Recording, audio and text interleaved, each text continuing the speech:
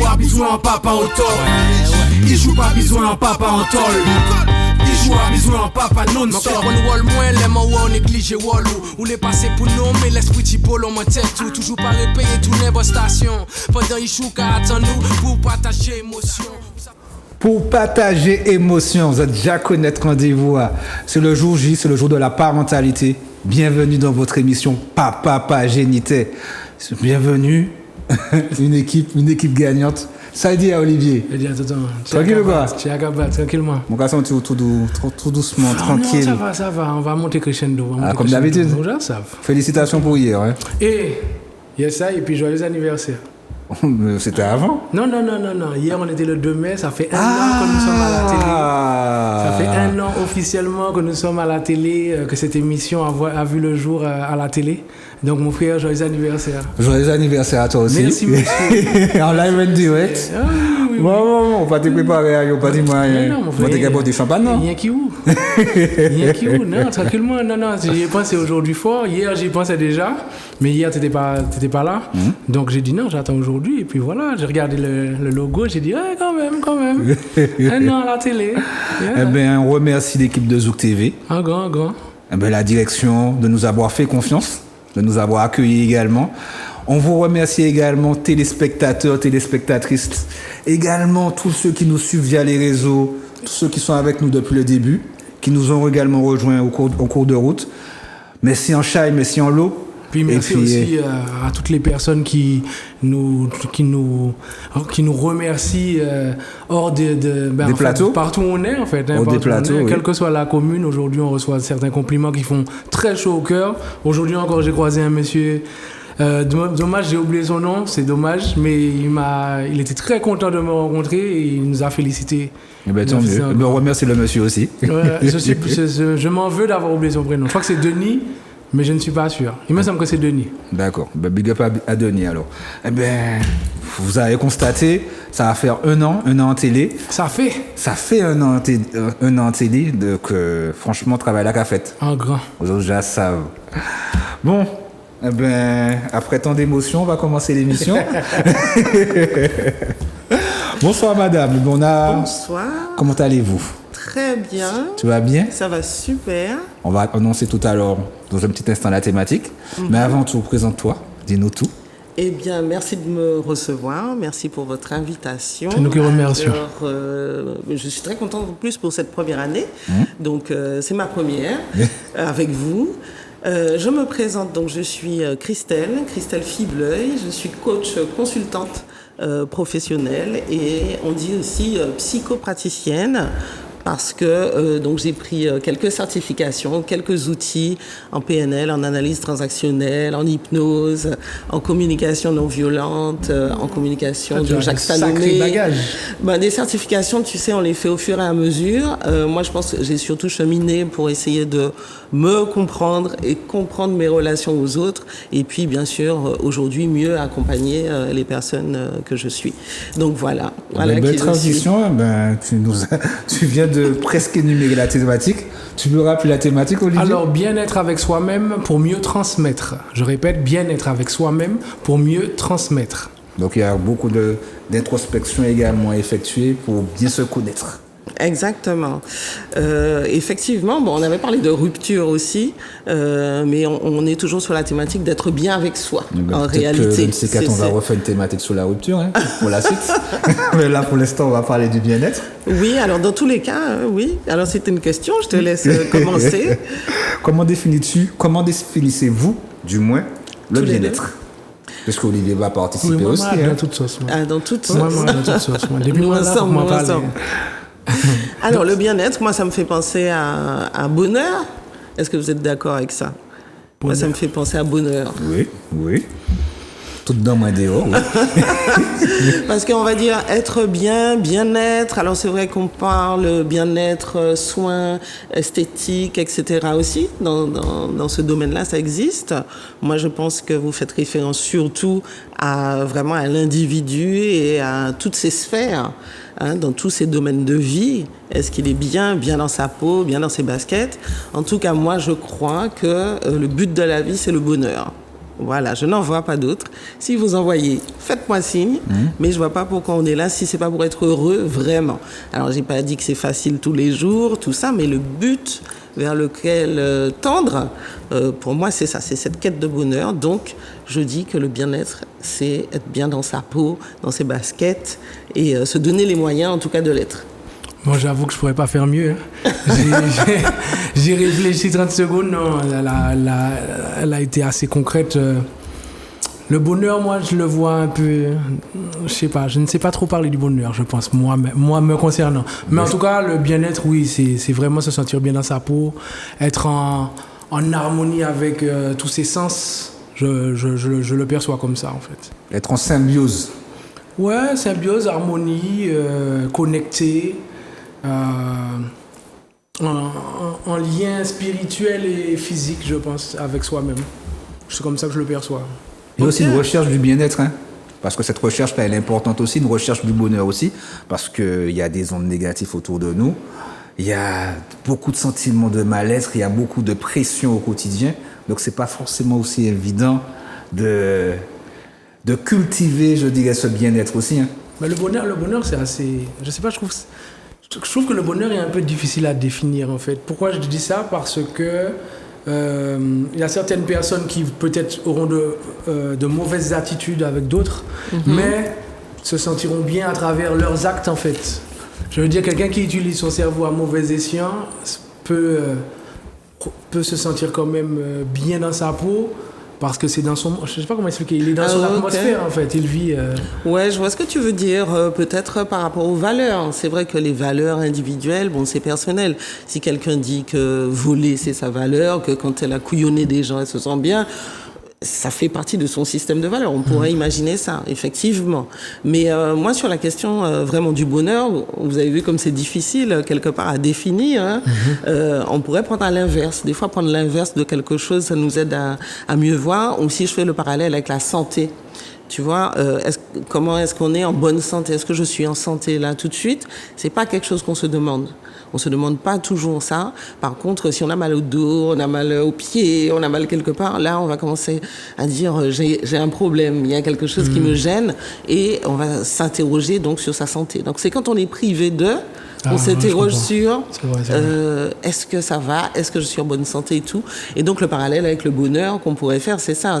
On se demande pas tout le temps, à chaque seconde, à chaque minute, comment je vais, est-ce que je vais bien, est-ce que je suis dans ma peau, est-ce que je suis en accord avec moi-même et tout. C'est pas ça qu'on se demande. Par contre, quand il y a une galère, quand il y a des difficultés, on va ressentir que effectivement il y a des tensions et tout. Là, on va dire ouais, je suis pas heureux, je me sens pas bien dans ma peau, c'est pas cool, etc.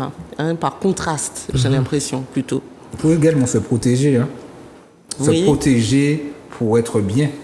Pour protéger également cette positivité-là. Parce que comme je disais, on est harcelé de partout aussi, hein, avec les choses négatives. Des choses qui nous animent dans, je dis, un petit côté sombre. Oui, alors du coup, c'est ce que je disais tout à l'heure. À mon avis, on y travaille, quoi. Chacun qui doit, c'est sa propre responsabilité, en fait. Hein. Tu es ton propre projet, tu es responsable de ta vie. Donc, il est vrai qu'il y a des conditions. Donc, moi, ça me fait penser à une question de perception. Voilà, comment on perçoit tout ce qui nous arrive, comment on perçoit ce qui nous entoure. Donc effectivement, personne ne peut éviter les problèmes. Tout le monde a des problèmes, tout le monde rencontre des situations, que ça soit dans le domaine des finances, dans le domaine des relations, dans le travail, la famille, l'éducation, tout peut venir nous challenger finalement. Mais est-ce qu'on a la perception de ça m'arrive à moi? Ceci se présente à moi, c'est à moi que ça pose question, pas à toi. Tout ce qui nous arrive vient nous chercher.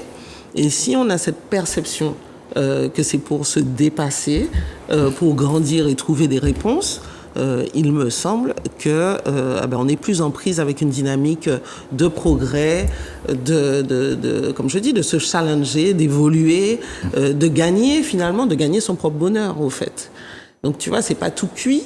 Mais la dynamique dans laquelle on se projette, et elle fait toute la différence. Voilà. Est-ce que, selon vous, il y a une différence entre le bien-être et le mieux-être? Le mieux-être, alors, une différence. Ça voudrait dire qu'il y a une base, bien-être, et puis il y a mieux-être. Je ne sais pas. Ou même, ou même l'inverse. Il peut y avoir certaines personnes... Excusez-moi. Non, vas-y. Ce que je veux dire, ça peut être l'inverse dans le sens où ça peut être... je m'oriente vers le mieux-être pour mon bien-être. Mais qu'est-ce que ça serait, le mieux-être? En fait, moi, j'estime que le mieux-être, c'est à partir du moment où, à l'instant T, on sait qu'on est comme on est, à l'instant T, avec nos humeurs, nos défauts, etc. Et qu'on prend conscience de justement ce qui nous anime et ce qui nous anime, mais défavorablement, en fait. Okay. Et une fois qu'on prend conscience de ça, on a envie d'aller vers notre bien-être. Donc, on commence à chercher des mécanismes qui vont nous diriger vers le bien-être. En fait, je vois le mieux-être comme le cheminement vers le bien-être. On peut dire, toi, c'est de l'acceptation. Accepter ses défauts, accepter ses qualités. Pour quand tu acceptes tout ça, là, tu sais que tu vas vers d'abord prendre conscience. Prendre conscience, c'est-à-dire les accepter aussi. Oui, non, mais d'abord prendre conscience, c'est-à-dire que moi, je suis quelqu'un qui aime me remettre en question assez souvent. Tu vois, j'aime me faire des mises à jour. Il y a des moments où j'ai ce besoin de revoir, retracer tout ce que j'ai déjà fait, tout ce que je n'ai pas changé aussi. Et à partir de ce moment-là, je commence à devenir conscient, bien sûr en étant sincère, c'est-à-dire qu'il ne faut pas avoir peur de dire oui, je suis con, je suis têtu, etc. Quand on est sincère avec nous-mêmes, en fait, déjà là, on est déjà dans un cheminement. Tu comprends ce que je veux dire? Donc, d'abord être conscient de qui on est à l'instant T, et ensuite cheminer vers vers quelqu'un d'encore mieux, quoi. À travers une progression. Je pense qu'on en fait, tu es ta propre référence. Donc, c'est ça. Si tu te compares peut-être à avant, à l'année d'avant, à un autre toi d'avant, effectivement, tu peux mesurer que tu progresses, que tu avances dans ta vie. Et de la même manière, tu peux te fixer des objectifs et cheminer. C'est ça que tu dis. Voilà. Moi, je suis assez en accord avec ça. Alors, donc, pour toi, le chemin, c'est le mieux-être. C'est le mieux-être, oui. J'ai compris. Mais en réalité, on peut aussi schématiser, en fonction de ce qui nous parle le plus. C'est très clair. Toutefois, j'ai envie de dire que la relation à soi, en fait, ce dont on parle là, c'est vraiment quelle relation on a avec soi-même. Et moi, je maintiens qu'on est son meilleur projet. C'est effectivement mieux se connaître, c'est une clé essentielle parce que on va dire que tout le monde en a un programme automatique, un logiciel qui s'exécute puisque on a grandi dans une famille, on est arrivé déjà au monde avec nos valises, un passé, on arrive avec un bagage, on a tout un background, on vit avec des gens, on fonctionne, etc. Il y a des épreuves, ça aussi, ça vient implémenter quelque chose. Donc, quand on ne prend pas ce recul et qu'on ne se connaît pas suffisamment, on ne peut pas non plus se fixer forcément des objectifs. En fait, on exécute le programme. Le programme s'exécute sans y penser. Voilà, il se déroule. Par contre, la démarche ce que tu évoquais, c'est le fait de faire le pas de côté et de regarder, de faire un bilan, de faire un point avec soi-même, de voir où on en est, se poser des questions, même si on n'a pas toutes les réponses, mais on se pose des questions, on est dans une quête, on est dans une démarche avec soi-même, de se dire, comme tu l'as dit, pourquoi j'ai agi comme ça, ou bien, tiens, je remarque que je fais souvent cette chose-là, ou bien c'est les mêmes choses qui se produisent dans ma vie, ou bien, peu importe le bout par lequel on peut arriver à ce questionnement, mais je trouve que dans tous les cas, il est salutaire parce qu'il nous permet de chercher à mieux nous connaître nous-mêmes et à améliorer en fait notre position et donc effectivement à cheminer vers ce que tu appelais le mieux-être, le bien-être. C'est cette démarche-là en fait. Dis-moi Christelle, tu es psychothérapeute. Oui. C'est bien ça. Au niveau des patients, c'est bien des patients qu'on dit. Oui. Oui, des patients. Est-ce qu'ils se connaissent? Est-ce qu'il y a ce côté-là nous recherche par rapport à leur identité?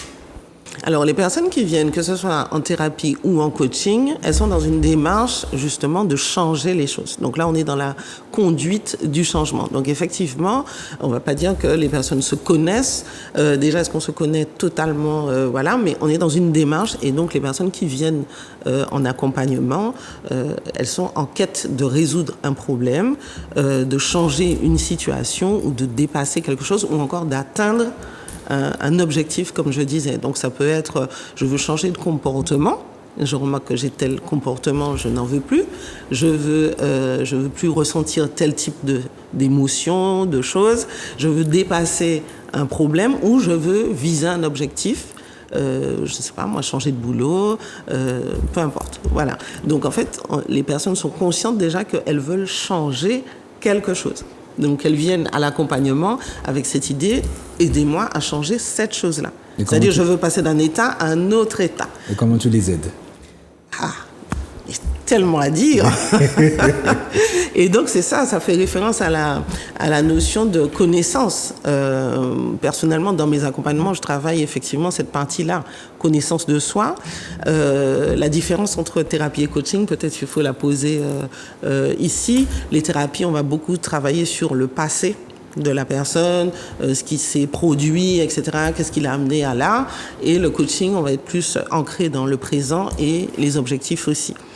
Donc, c'est la nuance qui est de taille. Excuse-moi, j'ai une question. Est-ce que tu penses que l'élément déclencheur est forcément le mal-être? C'est pas forcément... on n'est pas obligé de lui donner une étiquette, si tu veux, mal-être, hein, mais par exemple, si tu veux apprendre de nouvelles fonctions, un nouveau poste, et tu sens que tu as un gap à franchir, il faut, tu vois, évoluer, aménager tes compétences, tu vas travailler avec des gens, tu vas peut-être manager des équipes, peu importe. Tu changes. Donc, tu vois, c'est pas un mal-être, mais c'est un objectif de changement. Tu dis, bon là, je sens qu'il faut que j'incarne une autre posture.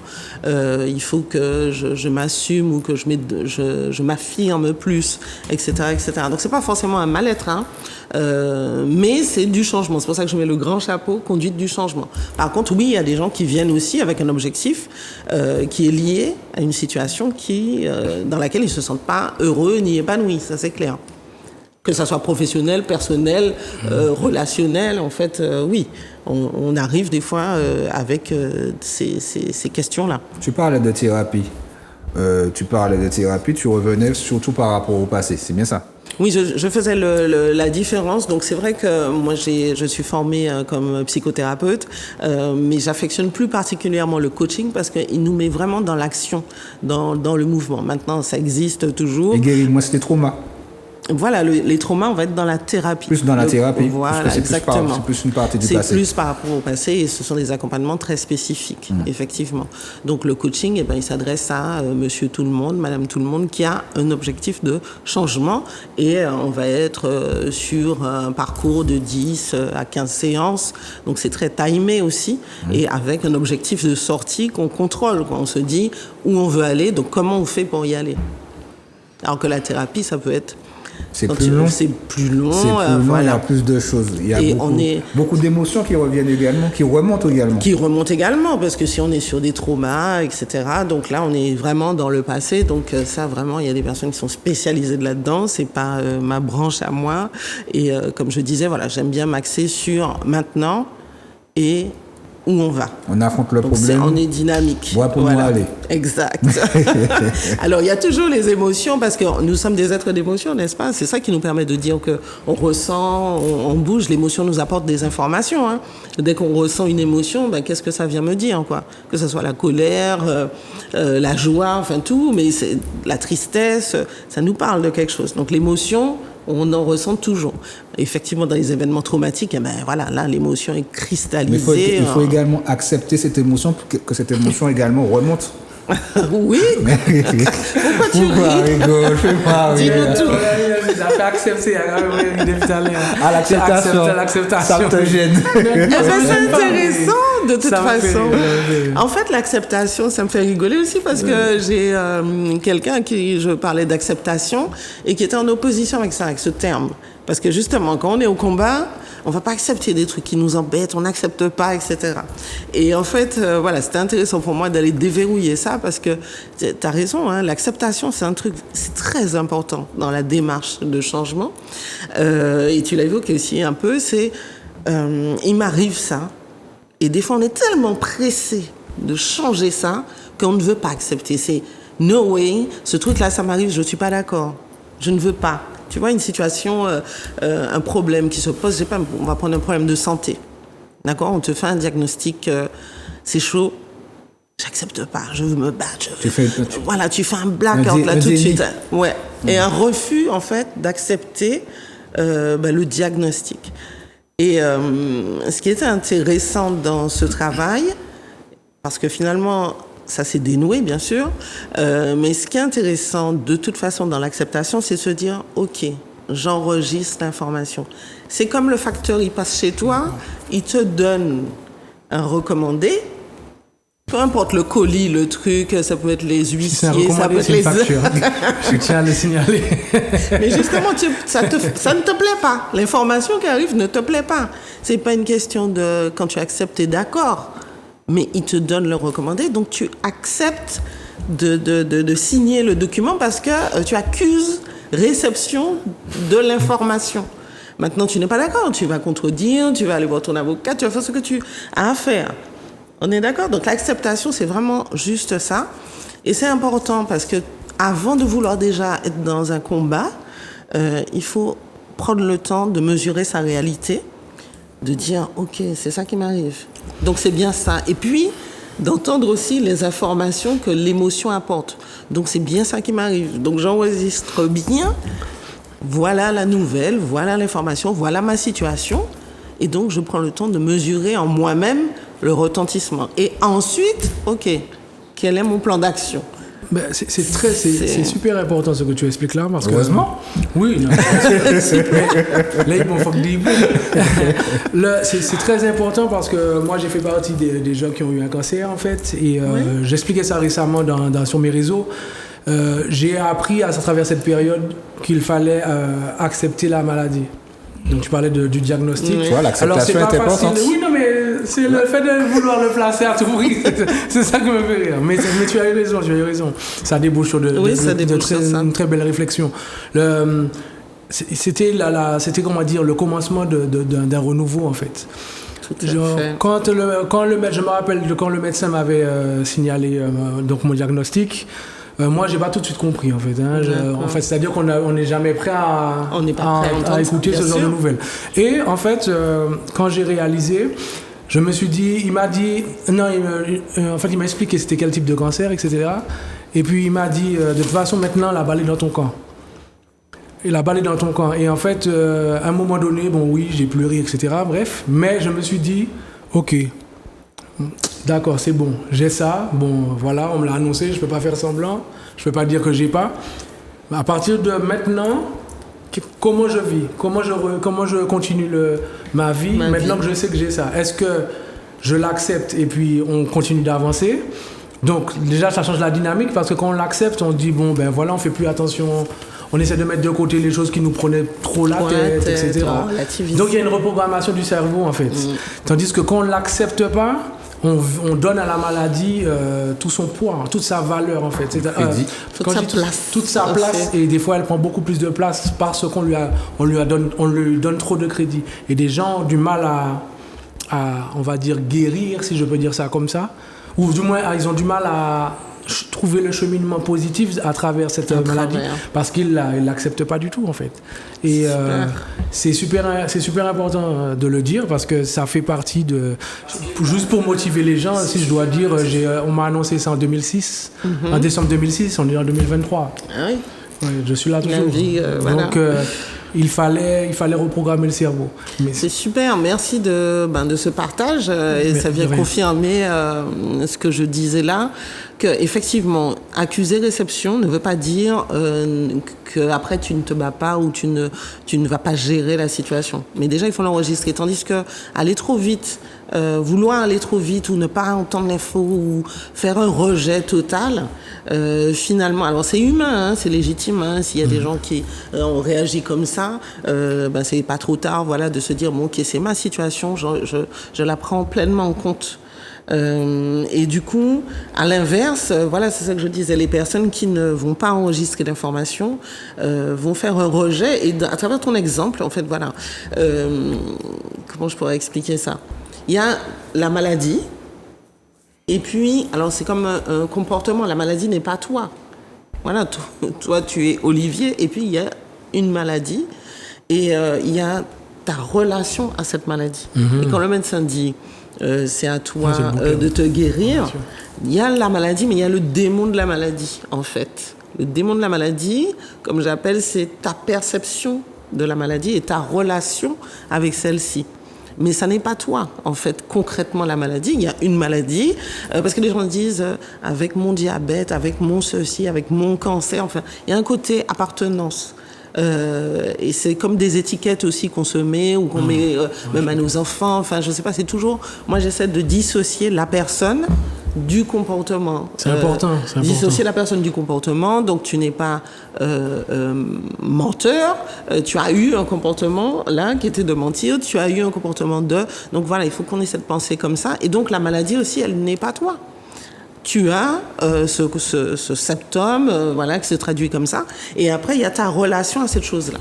Et quand on te parle de guérison, c'est dans toute chose, finalement, on en revient à ce qu'on disait au début sur être positif ou pas par rapport à sa vie et par rapport à tout ce qui se présente dans sa vie. Quelle est ma relation à cette chose-là ? Est-ce que je la maudis, je la subis ? Est-ce que elle occupe tout l'espace de ma vie ? Est-ce que j'ai d'autres sphères de vie en dehors de cette maladie ? Comme tu l'as décrit, hein, en fait, tu reprogrammes ton cerveau parce qu'il y a d'autres choses aussi qui deviennent essentielles. Exact. Le temps court, on fait des prises de conscience et on se dit, bon ben voilà, il y a ça, mais il y a aussi ça, il y a d'autres choses. Et le temps qui me reste, je ne sais pas combien, eh bien je fonce vers telle autre chose que je peux accomplir. Donc ça reprogramme effectivement le cerveau, mais en tout cas, je crois que dans ce que tu as exprimé, il y a quelque chose à voir entre cette maladie. Alors les médecins, ils vont s'en occuper, les gens font leur travail, la science et tout ça, mais moi, ma relation à la maladie, quelle est-elle ? Et est-ce que je me repositionne par rapport à ça pour vivre ma vie malgré tout, quoi, en fait. En plus, on dit dans le jargon médical, on dit que c'est 90% de mental et 10% de soins. Finalement. Ce qui veut dire que tout commence par soi, en fait. Exact. Donc voilà. C'est super. Comment gérer son bien-être et son mieux-être aussi avec des gens qui sont complexés ? Est-ce qu'il y a des gens qui sont des fois complexés, soit par une obésité, soit par rapport à leur taille, soit par rapport à certaines choses. Même à leur éducation, la comparaison entre frères et sœurs, etc. Aussi, même le côté mental aussi des choses. Est-ce qu'il peut y avoir des gens qui sont complexés et que ça gêne par rapport à leur bien-être ? Eh ben, totalement. Je pense que... Et comment tu arrives aussi à les aider, à les accompagner ? Ben, finalement, qu'est-ce qu'on peut leur dire ? Parce que c'est réel, hein, dans la société, on le voit tout le temps, toutes sortes de complexes. Déjà, c'est humain, hein, on ne va pas juger qui que ce soit. On a tous, j'aime pas mes formes, j'aime pas mon visage, j'aime pas mon nez, j'aime pas ceci. Il y a toujours quelque chose qui ne va pas. Maintenant, après... Une fois qu'on ouvre les yeux, on fait un petit cheminement, une prise de conscience, on voit que finalement, tout le monde a quelque chose. Hein, au bout du bout, on se rend compte que tout le monde a quelque chose qu'il aime plus ou moins chez lui. Maintenant, il y a des personnes pour qui ça va être plus dramatique, c'est beaucoup plus cristallisé, c'est vraiment presque la haine de soi, quoi, j'ai envie de dire. Donc, je pense qu'il y a une graduation, quoi. C'est juste, non, j'aime pas telle chose, et puis bon, ça m'empêche pas de vivre plus que ça. Et puis, il y a des gens vraiment... il faut faire tout un tas d'artifices pour s'habiller, pour sortir, voilà. Donc à partir du moment où ça devient très compliqué, effectivement, ça peut être intéressant de voir faire ce travail, en tout cas d'acceptation, de reconnaître qui on est. Moi, il me semble que le plus important. T'as entendu là d'acceptation. Oui, ça. Le mot est adopté, le mot est validé là. Je taquine. Mais c'est dit, tu avais raison de dire ce mot. Bien joué. Mais c'est l'acceptation de soi aussi, voilà. Et comme on est, avec ses défauts, avec ses qualités. Parce que, qu'est-ce qui est plus important ? C'est la vie, la dignité de la vie. Tout le monde, comme on est super. Et même quand il y a des défauts ou des problèmes et tout, ce que je disais précédemment, la vie est belle, au fait. Donc, on est en vie, c'est ça qui est plus précieux. Et cet éveil, en fait, il faut faire un éveil des consciences, hein, tout simplement. Quand on s'éveille à ça, on se dit, mais en fait, c'est cool, comme je suis, en fait. Et s'il y a quelque chose qui me gêne, j'ai le droit de changer ça. J'ai le droit aussi de travailler ça pour être plus à l'aise, pour être mieux. Il n'y a pas de jugement. Chacun va construire ce qui lui convient, ce qui lui plaît. Mais dans tous les cas, pour moi, c'est la dignité de la vie. C'est ça qui est le plus important. Et pour preuve, quand il y a des sauvetages, vous voyez les gens qui vont faire des trucs chelous en ski hors piste ou bien, je ne sais pas, en mer ou bien...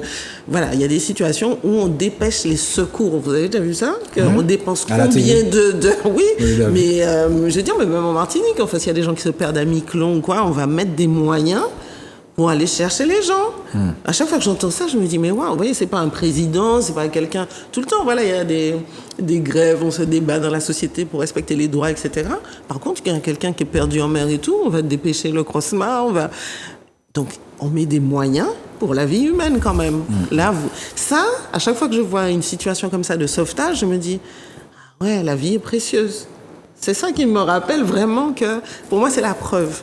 Et donc, au-delà de nos petits ou grands complexes, si on se rappelle que la vie est précieuse, eh ben, je pense que ça peut remettre les choses en perspective et puis, vraiment, on peut dépasser ces complexes peu à peu. Maintenant, c'est un travail au cas par cas pour chacun, voir ce qu'il en recoupe, parce que souvent aussi, ce sont des choses des humiliations, quoi, qui ont été dites, des moqueries. Donc voilà, ça se travaille. Mais le socle, la base de tout ça, de tout ce travail, pour moi, c'est d'amener à la prise de conscience que la vie est précieuse. En fait, t'es en vie. Et moi, j'avais fait un post sur ça, juste une personne qui était vraiment en situation d'obésité et qui me dit, ça fait des années qu'elle n'est pas allée à la mer. Moi, ça me choque, j'adore aller à la mer. Et je lui dis, mais c'est pas possible, on est en Martinique, alors quelqu'un ne peut pas aller à la mer parce que un complexe sur le poids et tout, pas se mettre en maillot ou parce que les gens se moquent, etc., etc. C'est quand même terrible. Et je lui dis, mais ta vie est précieuse en fait, prendre un bain de mer, mais c'est hyper important et urgent. Oui, mais vas-y Olivier. Il y a aussi le poids des mots. Oui, c'est ça. Le poids des mots qu'on utilise, parce que par exemple, pendant des années, on l'a tous entendu, qu'on demande à quelqu'un Saïdia, on dit ça va. Mais on sait tous que le ça va ne veut pas dire ça va, en réalité. C'est rare qu'un ça va veuille dire je pète la forme, etc. Il y a beaucoup de personnes qui l'utilisent pour camoufler un peu les vérités, bien qu'on ne soit pas obligé de se justifier non plus. Mais par exemple, moi, alors on aime bien me dire que j'ai mes propres expressions, c'est pas faux. Quand on me demande Saïdia, moi je dis Tchéakabat. Oui, j'ai entendu. Ou je dis tout un Tchéakabat, c'est bon, mon doubout. Ce qui veut dire, c'est pour rappeler à tout le monde, je me rappelle à moi-même que, bon, ok, il y a peut-être des difficultés, mais tu as encore le temps de corriger ça. Tu es debout. Tu as encore le temps de réfléchir sur toi-même, tu as encore le temps d'apprécier des choses aussi. Absolument. Ou vivant. Donc peut-être aussi ces habitudes d'utiliser des expressions qui peut-être qui ne nous aident pas au final en fait. Est-ce qu'au lieu de dire ça va, faudrait peut-être pas changer de formule? Est-ce qu'il faudrait pas, je sais pas moi, je dis ça va aller cette journée, je sais pas. Ou quand je dis par exemple au lieu de dire bonne journée, je préfère dire rends ta journée bonne. Rends ta journée bonne. Rends ta journée bonne, vu que moi je dis pas laisser journée en gérer, c'est au gars gérer une journée. Ouais, c'est super. Mais ça, j'ai appris de nouvelles formules. Voilà, pour redynamiser un peu le dialogue et puis transmettre, c'est le cas de le dire, hein. C'est pour surtout transmettre une énergie que quelqu'un m'a transmis aussi. Donc je pense que le poids des mots aussi, et des expressions, il faut aussi qu'on les revoie un peu. C'est une très bonne initiative. Merci. Je suis fier, c'est bon, l'émission est terminée. Brillez. Non, c'est une très bonne initiative parce que je te rejoins, les personnes disent ça va, mais c'est à nous aussi. C'est vrai qu'on fait nos affaires, on passe, on dit bonjour, ça va, ouais. On répond machinalement. Donc tu as bien raison, soit changer la formule ou demander à la personne comment dis-tu que ça va? Parce que quand on te dit un petit ça va, tu sens aussi dans le ça va. Donc peut-être on n'est pas obligé de fouiller les gens non plus, mais si c'est bon mounou, tu vois, faut que tu t'arrêtes pour lui dire comment ça va. Attends, qu'est-ce que tu m'as dit? Ça va vraiment ou pas? Ou si tu veux en parler, je suis là. Enfin, tendre la main aussi, ça peut être intéressant. Voilà, c'est important. Un truc aussi que j'entends, pas un truc, mais bon, quand on parle de la thématique, la résonance aussi pour moi, c'est la valorisation. La valorisation aussi, elle est omniprésente par rapport déjà en tant qu'individu et également en tant que peuple, parce que quand on ne connaît pas forcément ses capacités, on ne se rend pas compte de tout ce qu'on pourrait faire, parce que souvent, on parlait de l'enfance, on n'est pas non plus une île où on se valorise aussi, où on sait valoriser, on sait beaucoup on voit souvent nos défauts sans pour cela voir nos qualités. C'est-à-dire qu'on est issu d'une histoire qui est assez dure. Voilà, c'est ça. Dure, violente, agressive, on va employer tous les termes. Et en fait, voilà, en grandissant, on commence à s'affirmer en tant qu'identité, réellement. Moi, enfin, selon moi en tout cas. Identitairement parlant, ça se dit ça? Je ne sais pas. Bon, et en direct, pas noté, hein? Si, pas bon. Non, en tout cas, concernant notre identité, je trouve qu'on s'affirme un peu plus. Donc, on est dans le mieux-être, en fait. Moi, j'estime qu'on est dans le mieux-être, malgré toutes les luttes prouvent qu'on veut se sentir mieux. Ça existe. On veut vivre, ça existe, impeccable. Toutes nos luttes, tous nos désaccords ou du moins nos confrontations d'idées démontrent en fait qu'on a envie de mieux être. C'est rare qu'une personne fasse le chemin inverse en fait. Se dise non, moi j'ai pas envie. Et ça existe. Il y a des gens qui te disent je m'en fous. Même ça, j'y crois pas. D'être bien?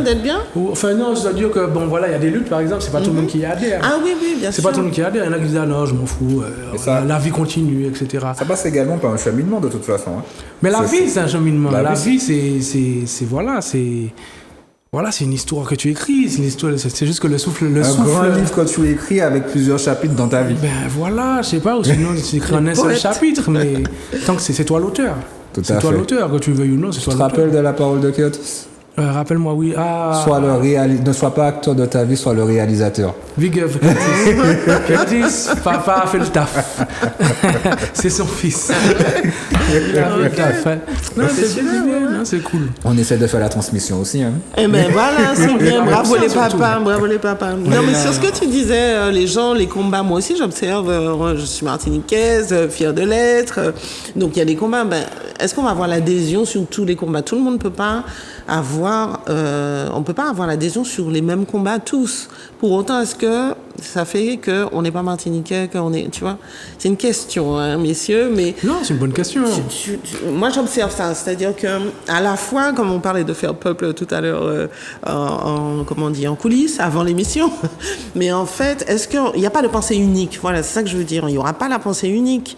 Maintenant, je pense que tout un chacun, je suis d'accord avec toi, qui a cette conscience qui s'élève.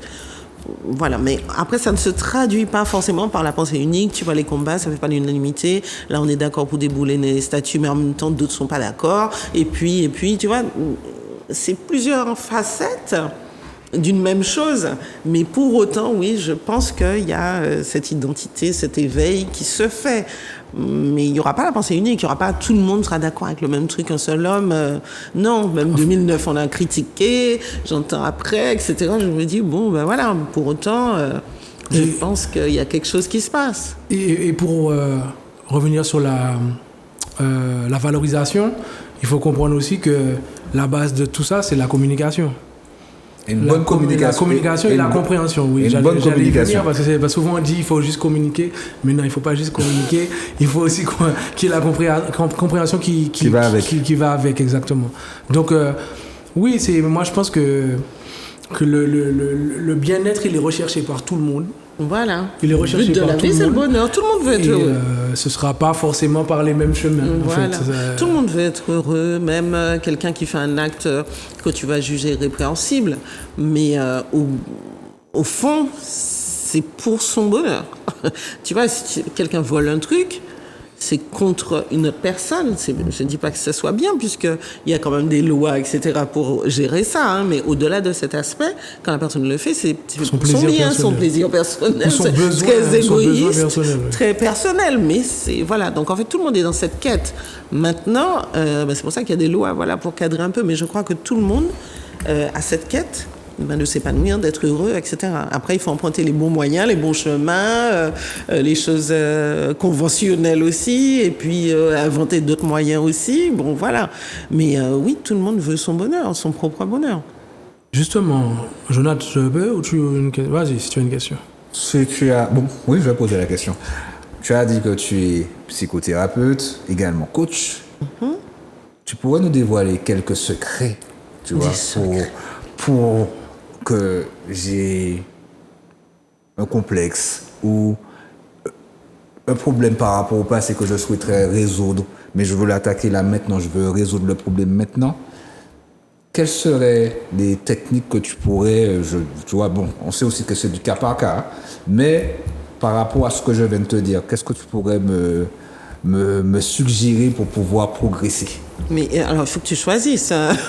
T'as posé, Oui, c'est ça. t'as posé plusieurs questions. Voilà. Mais sinon, tu étais sur la communication toujours? Quand on Ouais, parlait de en tant que communication? coach, c'est-à-dire que je viens avec tous ces bagages-là, avec ces problèmes-là, et là maintenant je souhaite évoluer et grandir. C'est ça, comme je te disais tout à l'heure aussi, ce qui est important pour moi, c'est de savoir c'est quoi ta demande, tu vois. bien, c'est c'est ça qui est bien, intéressant. c'est être Avec... heureux. Oui, mais À voilà. la recherche du bonheur. Très intéressant, mais c'est vague. Donc oui, tout le monde veut ça. Maintenant, le travail de coaching commence justement par le fait de spécifier, tu vois, ta demande. Parce qu'effectivement, la personne peut arriver exactement comme tu l'as dit. Moi, je veux être mieux, je veux être bien dans ma peau, machin. C'est très vague parce que mieux ou bien dans ma peau, c'est pas bien dans ta peau, tu vois. Pour toi, il y a des choses derrière et il y a d'autres choses pour moi, il y a d'autres choses pour Olivier, tu vois. Donc, le travail justement du coach, c'est d'amener à spécifier très vite en 2 entretiens, d'arriver à dégrossir en fait. Donc c'est vraiment, on est sur la communication, sur l'écoute. On va travailler aussi, on a des outils, du coup des techniques, des outils, des méthodes pour aller chercher ce que la personne n'arrive pas à mettre forcément en mots. Tu vois, on fait pas de la lecture de pensée, mais il faut quand même que ça vienne. Et donc, l'idée, c'est de spécifier. Parce que sinon, c'est un grand sac. Je veux être bien, je veux être mieux, mais mieux pour moi, c'est pas mieux pour toi. Donc, je dois t'amener à le dire, à le préciser.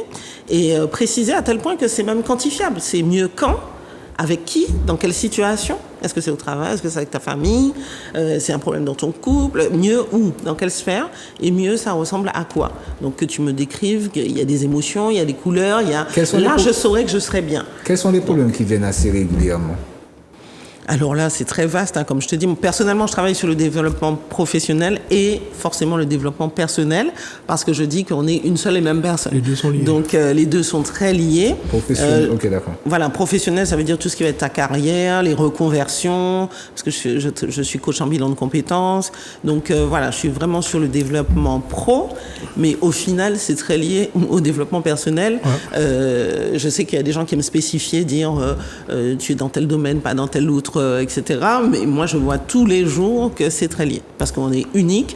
Donc, ça veut dire que au travail, si tu as un problème chez toi, même si on dit à la porte de l'entreprise, tu laisses tes problèmes, ça se voit que tu as amené le problème, même si tu essaies de faire la part des choses, mais ça va, voilà. On sent que t'es pas comme d'habitude, voilà.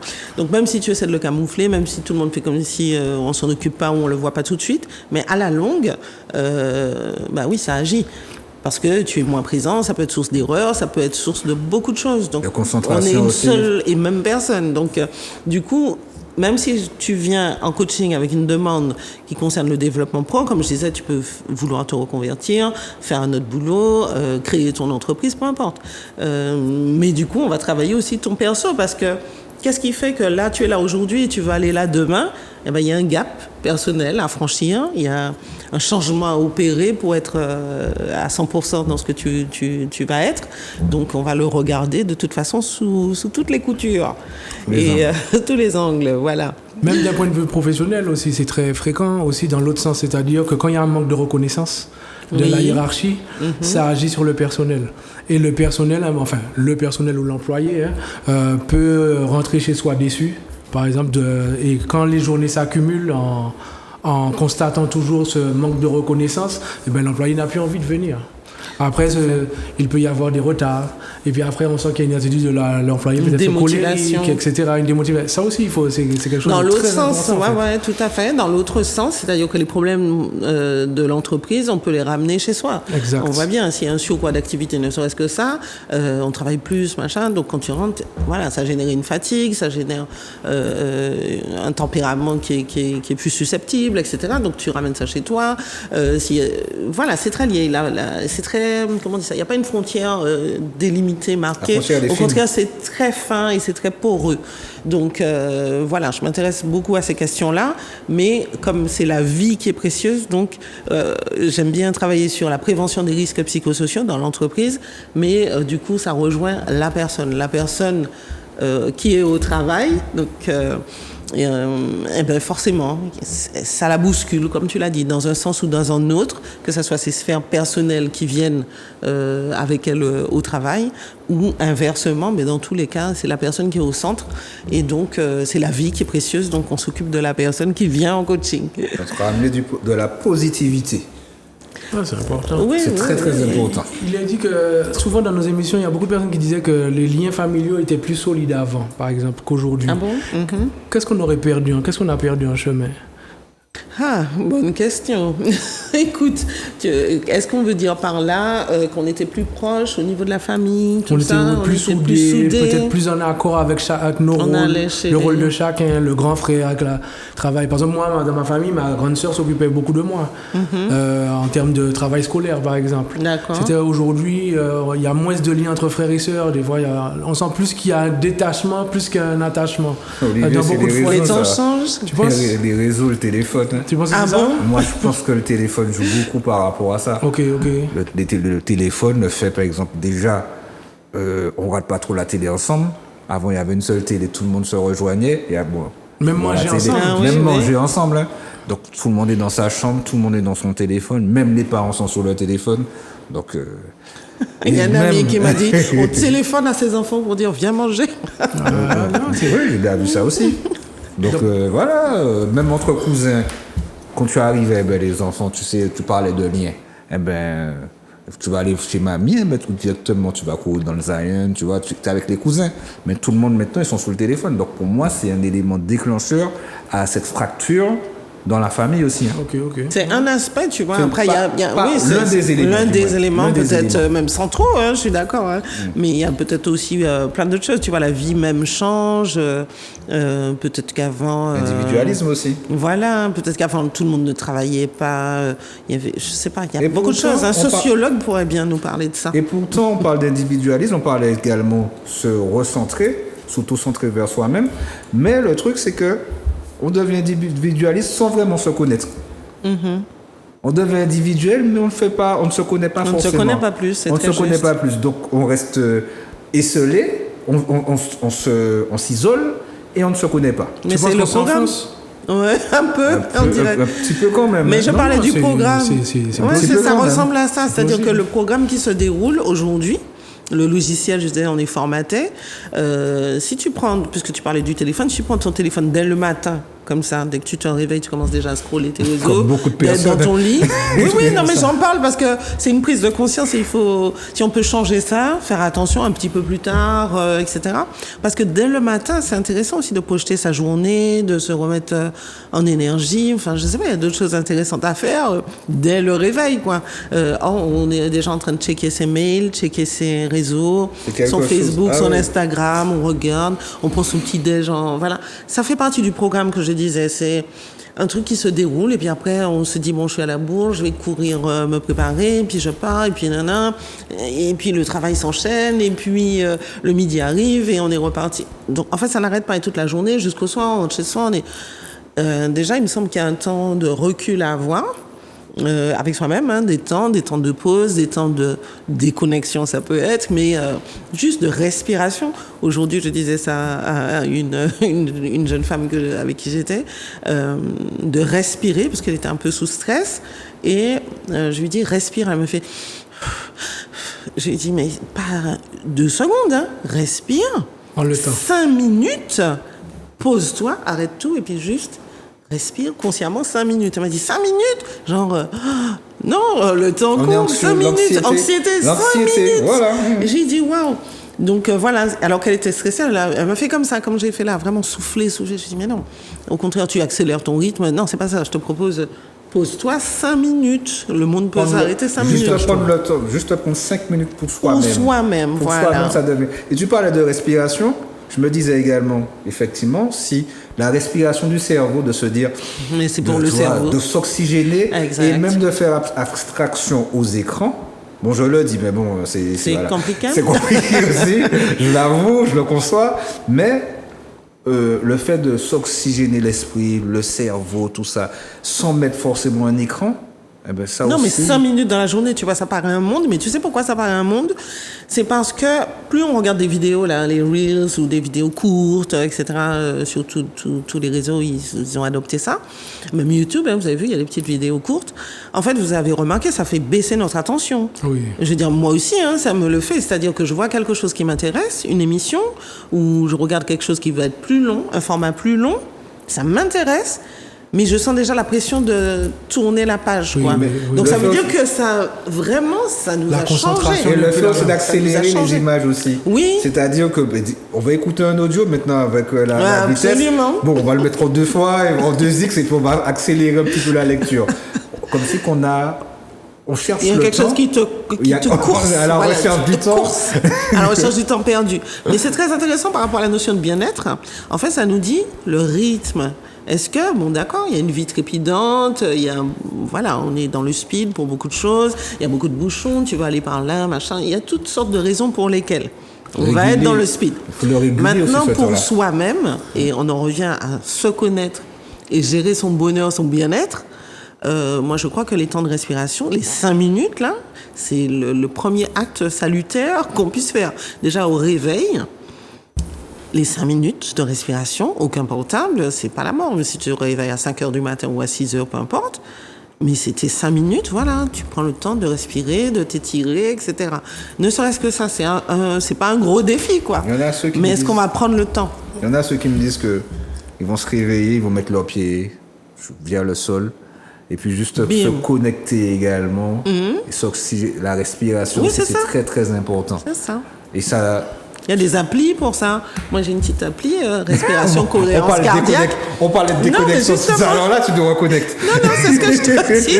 Exactement. Tant qu'à allons utiliser. Non, mais justement, je ne vais pas sur les réseaux. Je mets mon appli parce que j'entends le rythme, tu vois, de la respiration. Inspirer, expirer. Si on peut le faire seul. Mais comme on bout sur notre chaise, on ne peut même pas rester. Donc, tu vois, c'est pour ça. Au moins, tu suis l'appli cohérence cardiaque parce que c'est un rythme et c'est médical en plus. La cohérence cardiaque, hein, c'est un exercice qui est proposé par les médecins. Et donc, tu vois, tant qu'à être connecté, voilà, mettons des choses aussi utiles, mais tu vas pas sur les réseaux, tu appuies et ça ouvre ton truc de respi 5 minutes. Et après les 5 minutes écoulées, là, tu dis, OK, fais.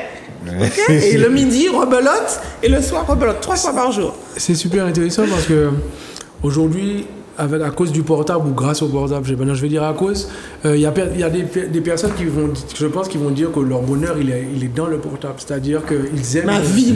Ils aiment savoir la Toute ma semaine. vie est dans le bonheur comme portable. le malheur aussi. Non, oui, non, mais Ça ce dépend. que je veux dire, c'est que le leurre dans ça, c'est que tu estimes que ton bonheur est dans le portable. C'est-à-dire que si tu n'as pas ton portable, tu te sens pas bien. Tu te sens pas bien, tu paniques, il est où, tu cherches à le regarder, etc. Tu cherches Exactement. Et ça, c'est un peu le système dans lequel on vit. Aujourd'hui, on met tout en accéléré, on a un tas on a un flot d'informations qui nous permettent pas de se concentrer sur nous-mêmes, justement. On veut toujours voir ce qui se passe, un buzz, etc. Voilà une belle image. Et on reste, on s'adapte au rythme du portable. Aujourd'hui, c'est le portable qui nous gère, en fait. Pour appuyer également, Olivier, ce que tu dis, en plus, là, on se cherche également des excuses parce que je me rappelle, il y avait Naoui, big up pour Naoui, qui disait que ce qu'elle souhaitait quand elle n'avait pas son téléphone, c'était le fait de ne pas avoir les informations, une information directement. Le fait d'avoir directement l'information, se poser une question directement dans l'information. Elle va sur Google, elle va sur les réseaux, elle a l'information. Avant, il fallait prendre son temps. À une certaine époque, il fallait aller à la bibliothèque. Il fallait aller dans le dictionnaire. C'est ça le piège, Jonathan, pardon. C'est que aujourd'hui, moi, ce que je constate, c'est que le bien-être n'est pas une priorité pour les gens qui nous dirigent, en fait. C'est pas du tout une priorité. Ce qui les intéresse, c'est par exemple qu'on travaille, voilà, la production, qu'on amène de l'argent et puis point barre. Et bien sûr qu'on sécurise leur confort. D'accord? Mais ton bien-être à toi, aujourd'hui, c'est devenu un business. Mais c'est à toi de quand t'en tu tombes occuper, malade, ouais. quand tu te ça, c'est pour... tu vas aider des médecins. Le médecin t'aide, oui, mais il faut que tu tombes malade pour aller voir le médecin. Tu comprends ce que je veux dire? Donc, on vit dans une société qui est quand même... qui a son petit côté pervers, en fait. Mais c'est toi qui dois reprendre aussi ton pouvoir, ce que je disais, la responsabilité. Voilà, reprendre ton pouvoir. Effectivement, les constats que nous faisons là, ils sont partagés, ils sont certes notre réalité actuelle. Maintenant, voilà, on reprend le pouvoir. Pour moi, le portable, c'est un outil. Comme je t'ai dit, j'ai mon appli pour faire telle chose, mais je ne vais pas me laisser téléguider par les réseaux sociaux au moment où je n'ai pas décidé. Voilà, j'y vais quand j'ai décidé. Tu vois, du coup, comme c'est un outil, exactement. Donc j'ai mis telle appli qui m'est utile pour faire telle fonction, et après terminé. J'ai autre chose à faire le matin. Après, je vais me prendre un moment pour regarder mes réseaux parce que j'ai une activité dessus, etc. Mais tu vois, je vais pas scroller toute la journée. C'est se connaître et puis décider. C'est-à-dire à tout moment, c'est pas parce que tu l'as fait hier, que tu as scrollé toute la journée, que demain tu peux pas changer aussi. Faut qu'on se laisse cette marge-là de se dire, c'est pas parce que moi je suis foutu. Non, on n'est pas foutu. C'est jamais foutu. On peut se mettre un petit challenge. Je veux dire, non, aujourd'hui, non, je fais pas ça aujourd'hui. Tu vois, on peut toujours repartir à tout moment. Faut pas perdre ça de vue parce que je sais qu'on a aussi ce biais, qui est un biais de négativité. Comme on fait pas quelque chose, on se dit que pour faire la chose, il faut arriver à 100. C'est-à-dire, c'est de 0 à 100. Comme une Ferrari, vous saurez mieux que moi. On passe de 0 à 100 en combien de secondes? 2-3 secondes. Non. Si je suis à 0, soyons réalistes, donc là, je vais chercher 1, 2 ou 10, mais je ne vais pas monter à 100, je vais dire, je ne fais plus du tout de réseaux sociaux. Non, si tu es en mode, voilà, c'est valable pour tout, hein, pour l'alimentation, pour tout. On est encore dans la conduite du changement. Comment je conduis un changement, quel qu'il soit, si je veux arrêter de manger junk food ou peu importe ce que j'ai décidé pour moi, pour mon mieux-être, donc ça peut être alimentation, me mettre au sport, faire ceci ou cela. Simplement, je passe pas de 0 à 100. Mais je remarque que quand j'accompagne les gens, ils me disent « Ah non, mais je peux pas. Non, mais on n'a pas dit 0 à 100. » Donc je leur dis « Non, c'est quoi le plus petit pas que tu puisses faire? Donne-moi un sous-objectif. Et même, on peut prendre encore plus petit. Par contre, je vais checker ça avec toi. On va s'entraîner, en fait. On va dire, mon premier pas, c'est je regarde pas mon portable le matin. Imaginons. Ou je le regarde pas avant 8 heures, pas avant 10 heures. Voilà, ben ok. Après, est-ce que tu as pu le faire? Ok, super, yes, je me suis senti bien, je l'ai fait. Non, j'ai pas réussi à le faire, c'est pas grave. Est-ce que c'était trop? Est-ce que machin, comme on peut faire? Et donc, on met plus petit, on avait dit 10 heures, on était trop gourmand, on va mettre... Vous voyez, c'est vraiment cette démarche avec soi-même. Challenger, en fait. Voilà, se challenger juste, mais des petits objectifs. Allons pas prendre des gros trucs pour se décourager. Parce que du coup, on parlait de neurones et de cerveau. Ton cerveau va enregistrer un nouveau chemin, puisque du coup, il y a un programme qui se déroule automatique. C'est je prends mon portable, je scrolle, je vais aux toilettes, je suis avec mon portable. Voilà. Donc là, je lui propose un nouveau schéma. Et le temps qu'il fabrique justement un nouveau chemin neuronal, et ben justement, je m'entraîne, je garde le cap. C'est pour ça qu'on dit que les habitudes, c'est au bout de 21 jours, vous savez ça? Oui. Voilà. Donc c'est parce qu'il faut se laisser le temps, mais il faut le faire consciemment à ce moment-là. Au bout de 21 jours. Voilà. Oui, quand tu fais une chose nouvelle, il faut te laisser le temps. C'est pas en 2 jours, tu vas dire... Ton cerveau va pas l'assimiler forcément exactement. en 2 jours. Enfin, il va pas en faire une habitude. Il va pas en faire une habitude et il faut vraiment vouloir en faire ça. Donc, sur notre question du bien-être, c'est reprendre ce pouvoir-là et puis se mettre des petits pas. On a parlé de complexe, on a parlé de valorisation, on a parlé de portable. On a parlé d'acceptation. On a parlé d'acceptation, voilà. Par rapport à la dépendance affective. Oui.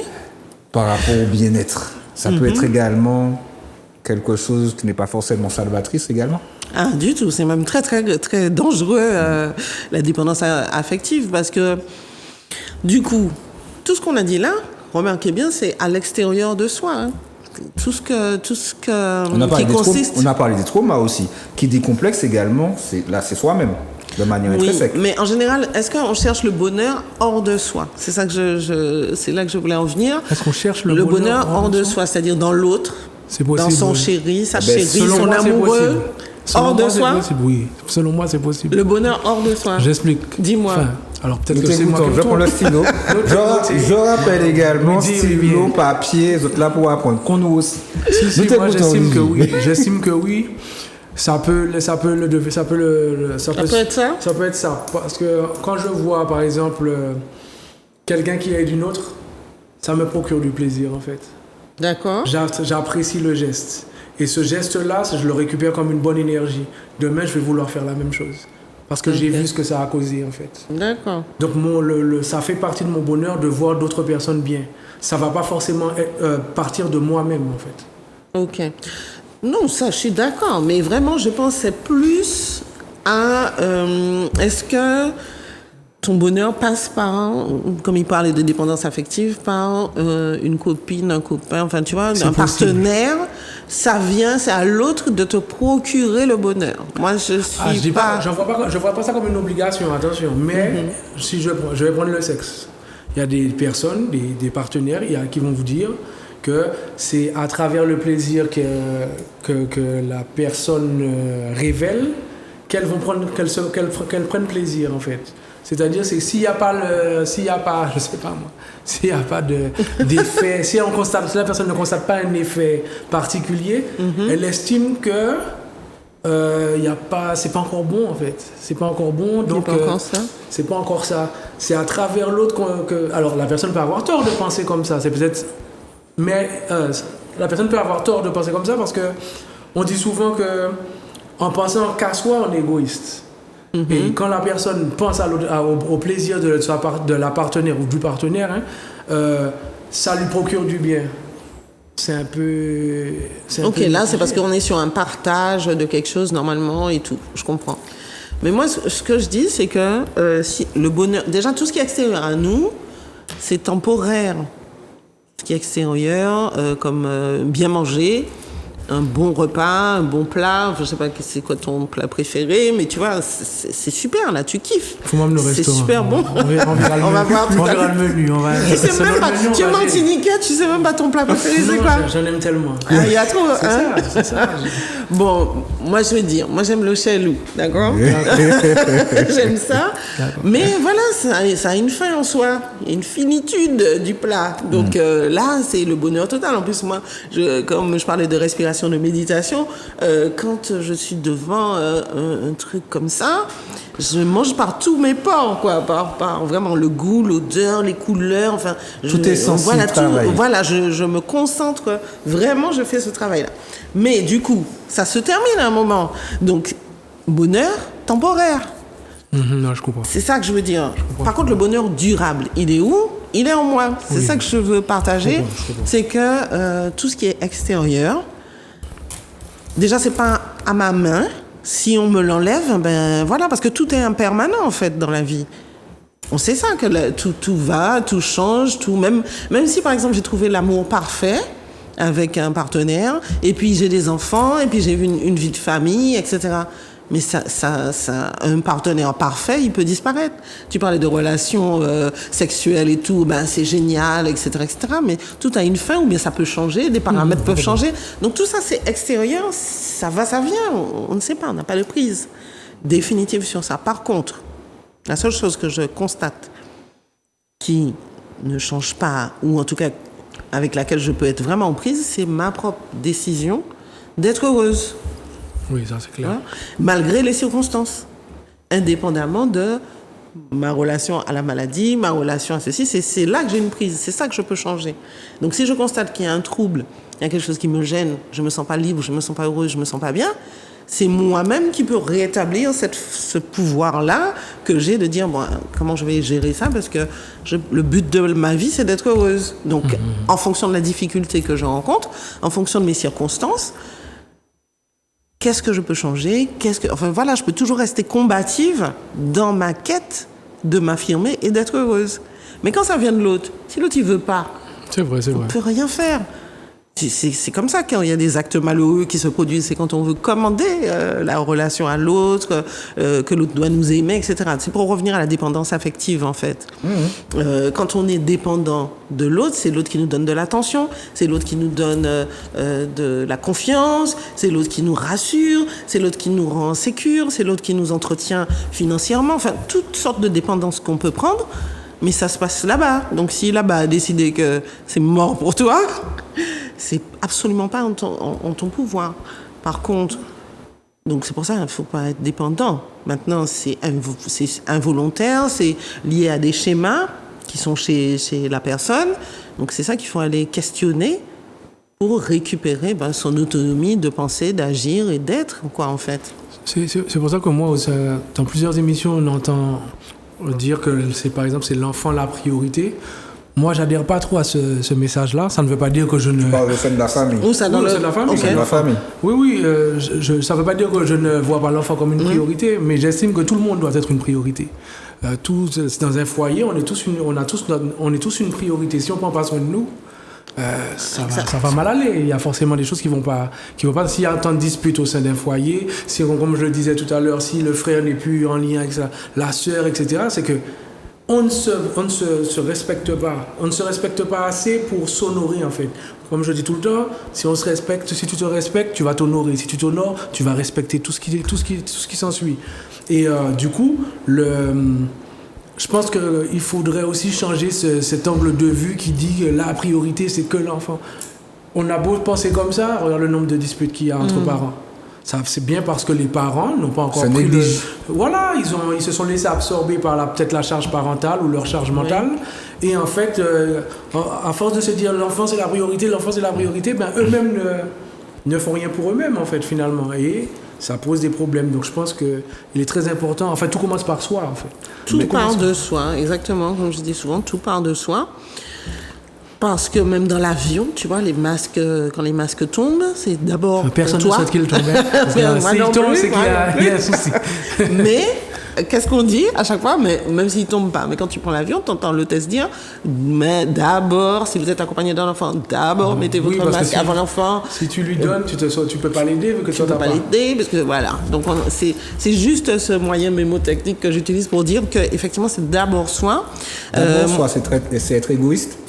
Pas du tout, justement. C'est ça qu'on explique. C'est salutaire parce que moi qui m'intéresse beaucoup à la question du syndrome de la femme potomitan, qui fait tout le monde passe avant elle, sa famille, son partenaire, sa famille élargie, les collègues, tout le monde, la sauveuse personnifiée qui veut aider tout le monde, mais c'est à son détriment parce qu'une fois que tu as tout donné ton énergie et il n'y a plus rien pour toi, tu vois, tu as une fuite d'énergie, mais qu'est-ce que tu peux faire? Tu tournes en rond et comme la vie est impermanente, donc les gens vont et viennent, les enfants vont quitter le foyer, le conjoint peut partir, la famille, enfin, peu importe. Mais au final, qu'est-ce que tu as fait pour toi, pour ta vie, pour toi-même? Donc, tandis que, moi, ce que je propose, c'est de se prioriser, s'occuper de soi, pour pouvoir mieux s'occuper de ce qu'on aime. Et voilà, c'est une inversion du sujet, j'allais dire, mais voilà, c'est une autre manière de s'organiser, de fonctionner. Tandis que moi, je dis ça vraiment en pensant à nos mamans, puisque tu parlais de la famille. Enfin, en tout cas, moi, ma mère, c'était c'est the sauveuse qui a fait tout le monde passer avant elle toute sa vie. Ça veut dire que jusqu'à aujourd'hui, si je demande, maman, tu veux quoi entre ça et ça, qu'est-ce qui te fait plaisir? Elle ne sait pas. Ce que tu veux, choisis, décide. C'est un truc de... Voilà, c'est vraiment les mamans sacrificielles. Pas seulement que les mamans, il y en a beaucoup de personnes qui vont plus regarder à savoir ce que l'autre aime. Ils connaissent pas forcément leur goût. Leur goût. Donc on revient, mais connaissance de soi. Et puis non-affirmation de soi, parce que tu peux aimer le bleu et moi j'aime le vert, et puis on peut... Mais comme c'est toujours toi, donc du coup je sais même pas qu'est-ce que j'aime, je ne sais pas ce que je veux, j'ai pas de choix, j'ai pas d'idée, et je me mets vraiment au service de tout le monde. Donc à la base, on va dire ce sont des qualités, mais au bout du bout, si c'est pour que ça ça finisse par te miner, te détruire, enfin voilà, ça ne t'élève pas non plus, et puis toi-même tu n'affirmes pas qui tu es. Je redis, la vie est digne, elle est digne pour chacun en fait, et il y a moyen que tout le monde coexiste. Et chercher également la validation, chercher toujours la validation de l'autre, parce que ça passe par l'individu, mais ça passe également par nous, notre système aussi, par notre société, par notre peuple également. C'était juste une petite parenthèse. Toujours dépendance. Mais c'est pour ça, moi, je suis d'accord quand on dit l'empowerment, l'empouvoirment, etc., ça va jusque-là. Donc, oui, par rapport à la famille, les enfants sont importants, on parle de transmission et tout. Ça passe par l'éducation aussi. Ça passe par l'éducation, mais ça veut dire que l'enfant, il nous regarde aussi. Si on se dresse pas, on fait pas des choses, c'est pas que de la tchatch, quoi. Il s'agit pas seulement de dire, les enfants, en fait, ils observent beaucoup, Donc, même si on parle, on dit des choses, mais si tu es une personne qui est vertical, qui agit, qui va de l'avant, qui relève tes propres défis, ça enseigne beaucoup, hein. Ça enseigne beaucoup plus, j'ai envie de dire, que de dire il faut dans la vie, il faut travailler, il faut... Ça, c'est des paroles, hein. Maintenant, si tes actes ne suivent pas, ils voient aussi que tu me couillonnes un peu, quoi. Les enfants vont regarder ce que tu fais et puis ils vont pas forcément écouter ce que tu dis. C'est ça, oui, c'est pas faites ce que je dis, faites pas ce que je fais. Au contraire, ils captent. Et même si il y a quelque chose qu'on appelle les drivers, ce sont des messages contraignants. Les drivers. Ouais, qu'on appelle des drivers, on va dire plutôt en français des messages contraignants. C'est-à-dire que Chauffeur de taxi. aussi, taximan. Non, des messages contraignants, c'est-à-dire que c'est ça qu'on a reçu, nous, dans la communication, mais même non verbale. C'est-à-dire, il y a des choses qu'on nous a rabâchées, dépêche-toi, il y en a plusieurs. On dit dépêche-toi, fais vite, ou bien fais des efforts, il faut que tu travailles plus, etc. Mais il y a ça dans les mots, mais il y a aussi dans l'attitude de nos parents, c'est-à-dire même dans le non-verbal, même s'ils n'avaient pas dit, et puis quand ils te montrent aussi que, quand tu vois que ton père était peut-être travailleur, toujours en train, ou bien ta mère, toujours en train de faire quelque chose, jamais à se reposer, cool, tu intègres par tous tes pores que fais des efforts. Tu vois? Et ça, quand on travaille sur ces dimensions, il y a aussi les gens, pour les filles, puisque je parlais de syndrome de la femme, femme potomitan, c'est beaucoup fait plaisir. Les petites filles sont élevées avec sois gentille, sois mignonne, souris, fais plaisir, sois gentille. Donc, vous avez entendu d'ailleurs, il y avait une publicité, comment on appelle ça, une enquête, je cherche un nom, mais bon, une enquête, un test qui a été fait avec des enfants qui mangeaient on leur disait devant la caméra, vous mangez un yaourt et vous allez devant la caméra pour faire une pub et vous dites c'était bon. Et les petits garçons, en fait, ils avaient salé le yaourt et les petits garçons qui ont mangé tout, et devant la caméra, ils ont fait burk. Et les petites filles, quand elles ont fait la même chose, elles ont fait c'est bon. Ok. D'accord? Et vraiment des jeunes gamins, donc ça montrait cette étude, voilà ce que je cherchais comme terme, une étude qui montre qu'en fait, vraiment, les petites filles sont éduquées dans le fait plaisir. Sois gentille, on leur a dit de dire ça, elles n'allaient pas contredire, alors que le truc était dégueu. Et les petits garçons se sont sentis autorisés à pouvoir dire Berk. Ça montre quand même, ça a un poids, moi ça me marque. Et du coup, voilà, c'était pour dire que oui, les messages passent, pas que verbaux, non verbaux, les attitudes, les comportements. Donc nous aussi, par rapport à cette histoire de reprendre son pouvoir et d'être conscient aussi dans la transmission de ce qu'on envoie comme message, mais d'être congruent, d'être authentique, de faire que on soit en accord avec ce qu'on fait, parce que aussi les autres nous regardent, quoi, nos enfants. Par rapport aux filles et garçons, est-ce que le bien-être, parce que par rapport à ce que tu dis, est-ce que le bien-être il est différent? Dans l'éducation ou pour le gamin lui-même? Oui. C'est sûr que si tu m'emmènes sur ce terrain-là... Parce que là, tu viens de nous donner un exemple par rapport au yaourt qu'ils ont salé. Est-ce que, il y a une différence par rapport au bien-être? Mais clairement, dans l'éducation, parce qu'en fait, on est dans un monde où il y a une domination masculine, quand même, on va pas se cacher.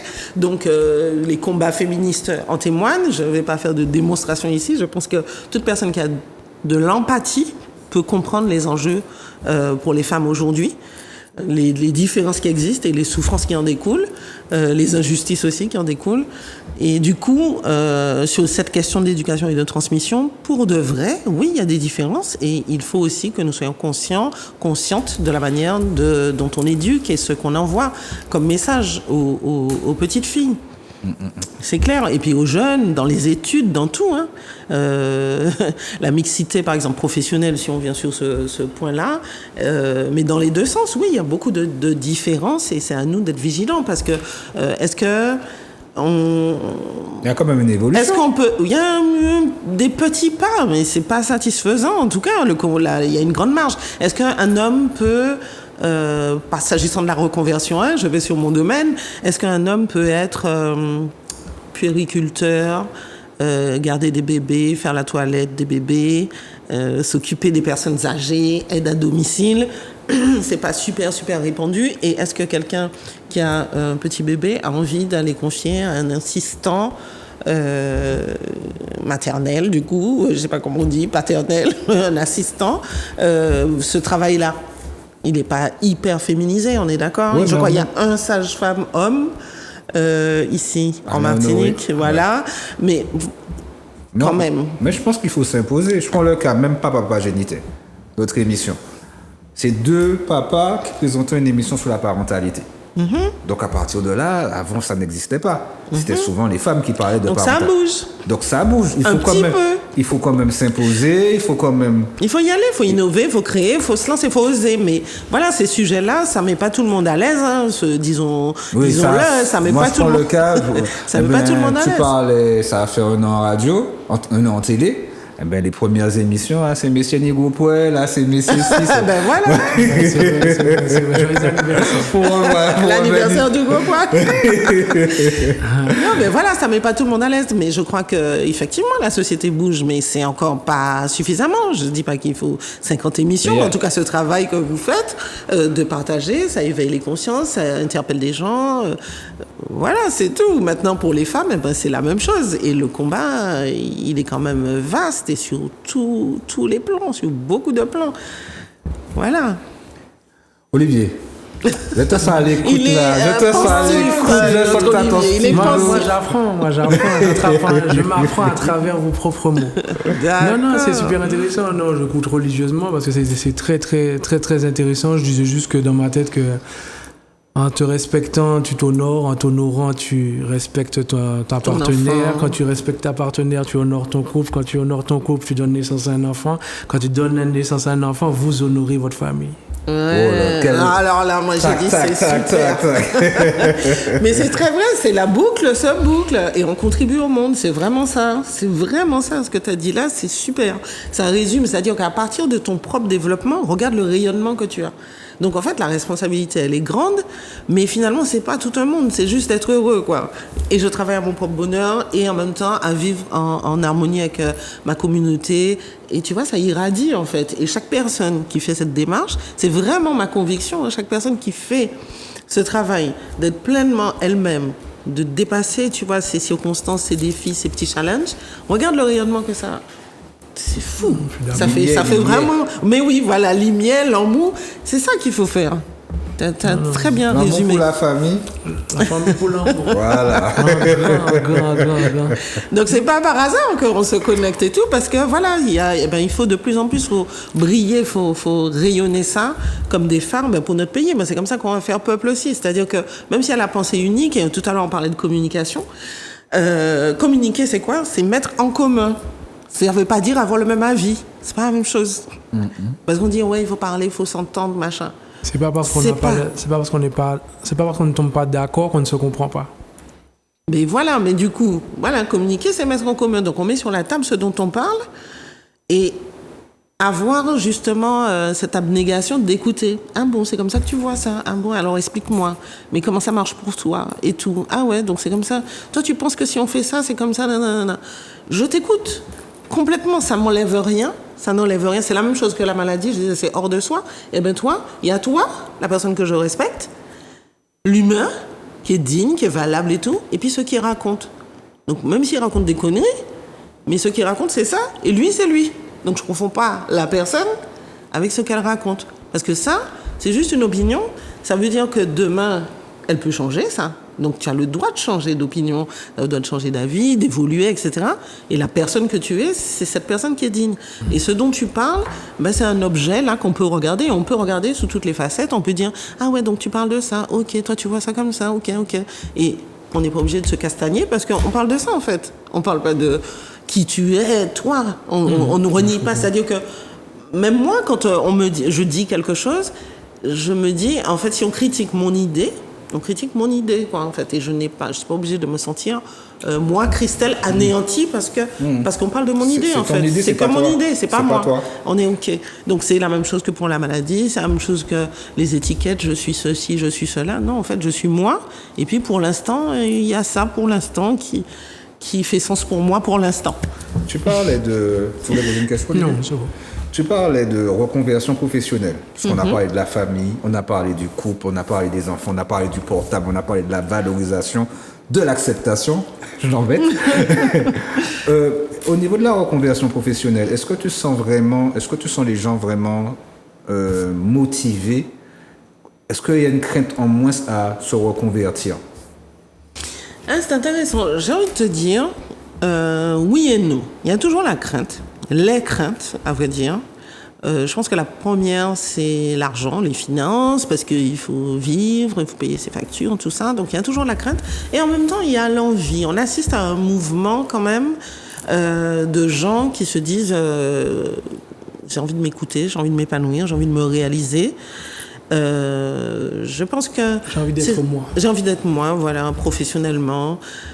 Pourquoi ? Parce qu'on a été éduqués d'une manière, on a suivi une voie, peut-être l'école, les parents ont dit il fallait faire ça, il fallait travailler, etc. Et puis à un moment, on se rend compte que voilà, on a envie de faire autrement, on a envie de faire autre chose, on a envie d'être soi, effectivement, de dire moi j'ai tel talent aussi, j'ai envie d'exploiter ça, etc.